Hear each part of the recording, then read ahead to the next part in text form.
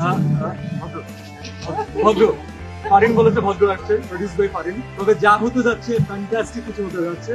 অডিয়েন্সকে আমরা বোর করবো না, অডিয়েন্সকে এঙ্গেজ করার মতো কিছু, ভালোবাসার মতো ক্যারেক্টার না। যদি আরমান মনসুরের পূর্ণাঙ্গ পরে কোনো কাজ আসে তাহলে তাণ্ডব হচ্ছে সেটার একটা ট্রেলার। জঙ্গলির পরে কি আসছে কি আসছে এটা আসলে টু বি অনেস্ট ভদ্র ভদ্র ফারিন বলেছে ভদ্র আসছে, প্রডিউস বাই ফারিন।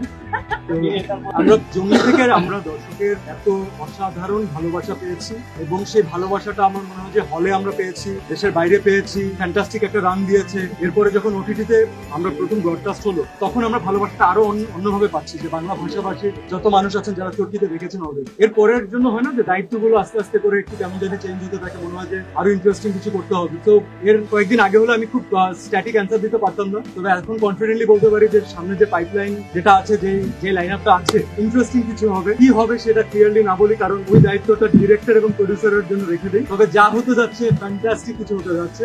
অডিয়েন্সকে আমরা বোর করবো না, অডিয়েন্সকে এঙ্গেজ। মালিক আল্লাহ, আল্লাহ যখন চাবে তখন চলে আসবে। ইনফ্যাক্ট দুটো পরে আমি ফার্স্ট আজকে ভিডিও পেয়েছি, মনে হয়েছিল যে এইরকম ক্যারেক্টারকে কেন মানুষ ভালোবাসবে, এটা ভালোবাসার মতো ক্যারেক্টার না।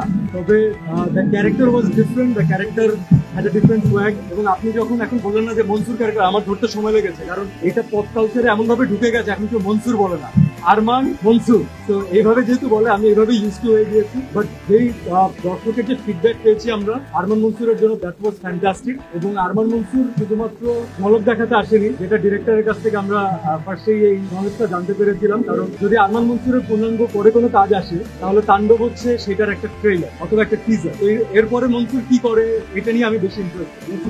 আমারটা নিয়ে আমি না বলি, আমার মনে হয় যে মিখাইলের, আমার মনে হয় যে মাসুদের আলাদা আলাদা অডিয়েন্স আছে, তাদেরকে অডিয়েন্স পছন্দ করেছেন অলরেডি। তো ইনশাআল্লাহ তাদের নিয়ে সামনে যখন কাজ হবে সেটাও দর্শক